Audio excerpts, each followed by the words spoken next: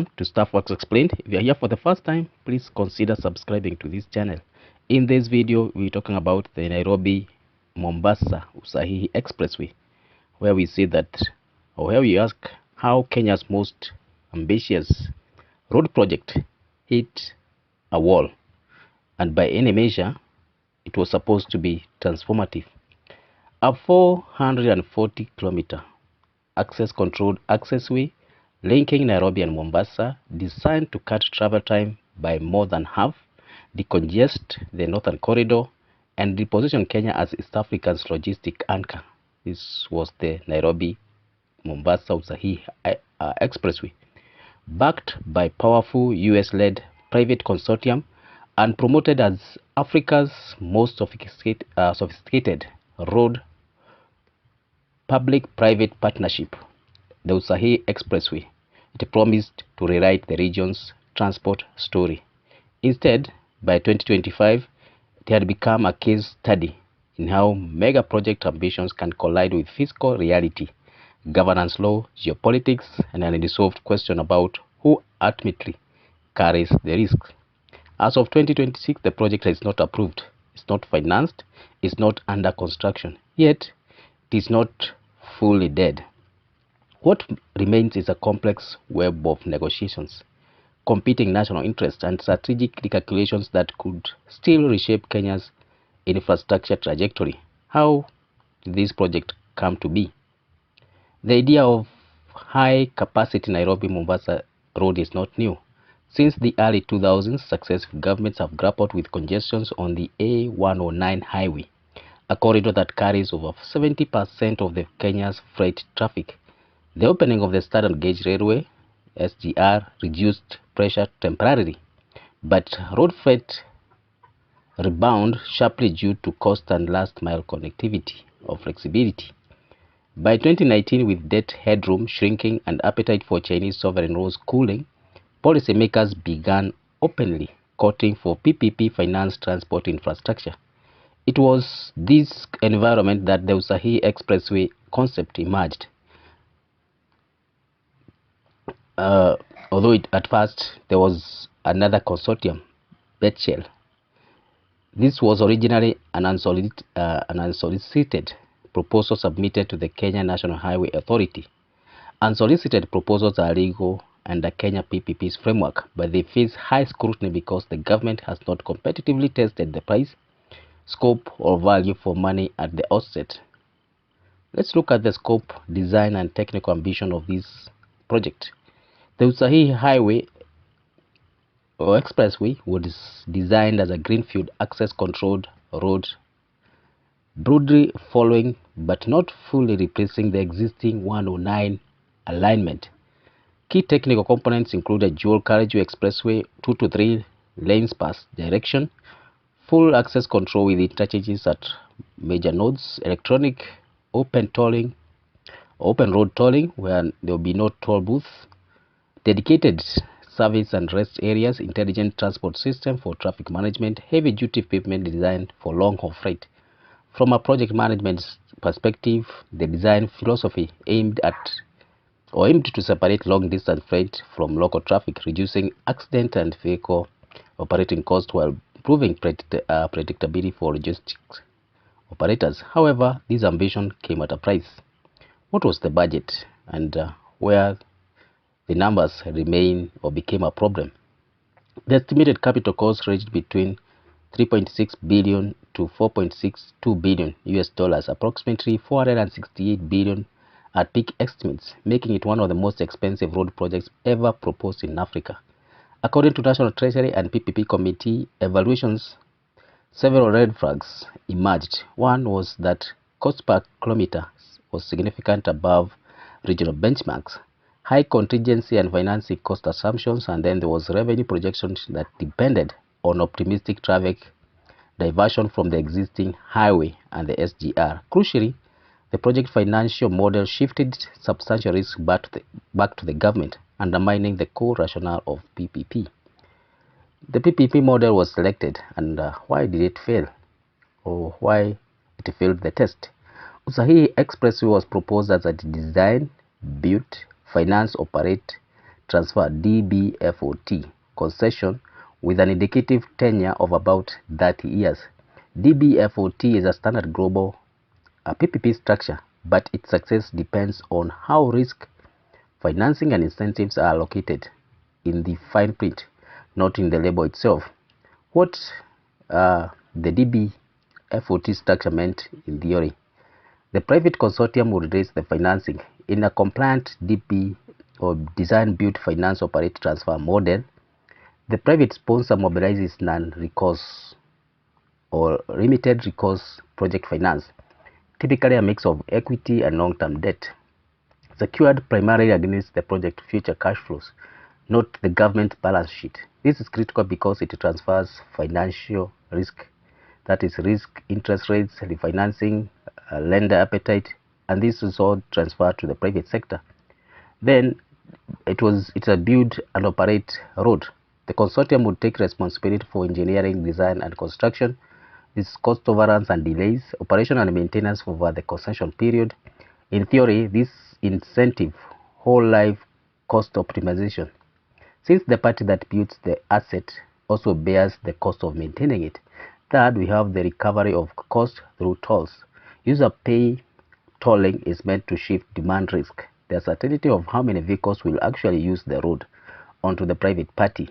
It is, if traffic is lower than forecast, revenue fall and investors will bear the loss. Then fourth is handle the asset back to the government at consortium when the consortium terminates. At transfer, the road should meet predefined performance and condition standards, ensuring that the state receives the functional asset without residual capital cost. On paper, this framework limits public exposure while leveraging private efficiency and capital. What did Treasury evaluators find in practice? When evaluators at the National Treasury of Kenya and the PPP Committee interrogated the detailed financial model and draft concession terms, they concluded that the core risks supposedly transferred to the private sector were in fact pushed back to the state. There was extensive government guarantees. The proposal required multiple forms of government support, including guarantees against certain political and regulatory risk, protection from adverse policy changes and affecting toll, committee linked to currency convertibility and transferability. While some green guarantees are normal in emerging markets, Treasury found that the cumulative effect substantially diluted the risk transfer. In practical terms, lenders were being assured that if anything material went wrong, the government would step in, undermining the rationale for private financing. Then there is implicit revenue backstops. Although not always labeled as minimum revenue guarantees, the financial structure included mechanisms that compensated the concessionaire if traffic volumes fell below forecast threshold. This triggered extension of the concession period or financial relief under downside scenarios. From a fiscal perspective, this mechanism functioned as contingent liabilities, that is, obligations that do not appear as immediate public debt but can crystallize years later. Treasury concerns was that traffic risk, the single most important risk in a toll road PPP, was not generally being borne by private party. Then there is termination compensation clauses, where the draft concession agreements contain termination provisions that required the government to repay outstanding senior debt, compensate equity investors as pre-agreed rates or at pre-agreed rates, cover certain breakage and financial cost. Such clauses are common, but Treasury concluded that the Usahihi terms were exceptionally generous, meaning that even in scenarios where the project underperformed or failed early, taxpayers would absorb most of the financial losses. This effectively capped private downside while preserving upside, an imbalance inconsistent with PPP principles. Why these findings matters under the PPP Act. Kenya's PPP framework is explicit. Projects must pass value for money, fiscal affordability and risk transfer test. Treasury evaluators determined that the state was assuming long-term financial exposure comparable to public borrowing. And then the cost of capital embedded in PPP was significantly higher than sovereign or multilateral alternatives. The project could create large off-balance sheet obligations that future administration would inherit. In the effect, the proposal repackaged public risk into private structure rather than reducing it.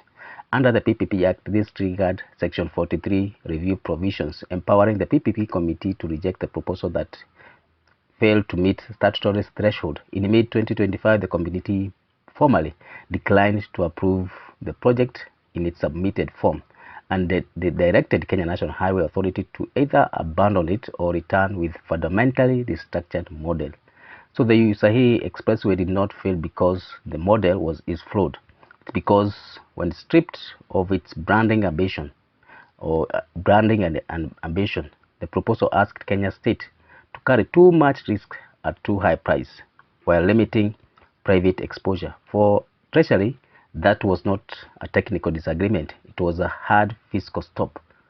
Who are the players in this project? We have the consortium, the project was proposed by a US-anchored consortium led by Everstrong Capital, positioning itself as an alternative to Chinese state-backed infrastructure financing. To bolster credibility, the consortium brought in Turner and Townsend, a strategic delivery and project management partner, who is an internationally respected firm known for governance, cost control, and risk management.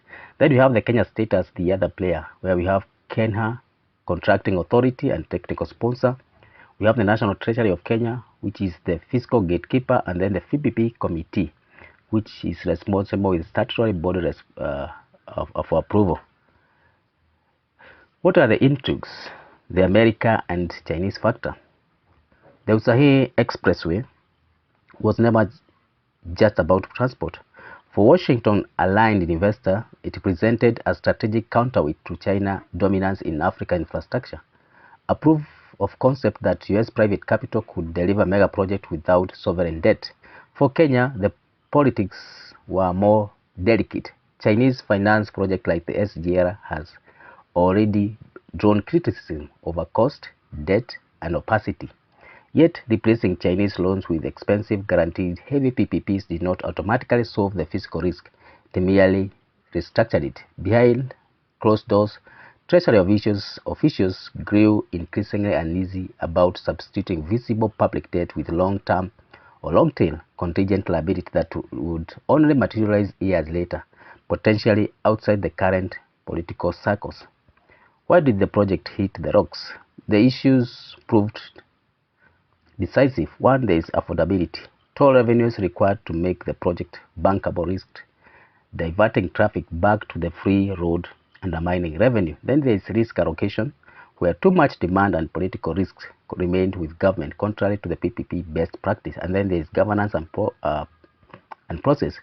And as an unsolicited proposal, the project struggled to demonstrate it was the best solution compared to upgrading the existing corridor. What the government is doing instead? The state has pivoted toward an incremental expansion of the existing Nairobi Mombasa highway, which is a lower cost, public funded approach, and this will be done with phases beginning from 2026 according to the government reports. From a project management lens, this reduces complexity, lowers financial cost, and allows demand to be matched gradually with capacity. So what happens next? We list three scenarios, or several scenarios are now in play. We have scenario one, where Everstrong Capital can restructure and resubmit the proposal. The consortium could return with shorter expressway section, hybrid, combining public funding and private operation, and reducing guarantees. Scenario two is where there is competitive PPP tender. The government may scrap this proposal and invite open competitive bids, resetting the project entirely. And then we have the three, which is a quiet abandonment of this project. If physical pressure intensifies, the expressway may remain on paper while incremental upgrades proceed. Then we have the final scenario, bonus scenario, geopolitical re-entry. A blended financing model involving multilateral lenders and strategic partner could revive parts of the vision under strict terms. In conclusion, we can say that Usahihi Expressway has not failed because Kenya lacks ambition or need. It is stalled because infrastructure finance has changed, tolerance for peak risk has narrowed, and the governments are learning, sometimes painfully, that PPPs are not a magic wand. Whether revived or shelved, the project has already forced an unnecessary reckoning that mega projects must align engineering excellence with physical realism, governance discipline, and honest risk sharing. In that sense, the road that was never built may still shape how Kenya builds the next one. So thank you for reaching this far. If it's your first time here, please consider subscribing to this channel. Also hit the notification bell so that whenever you upload a new video, you're notified. Thank you.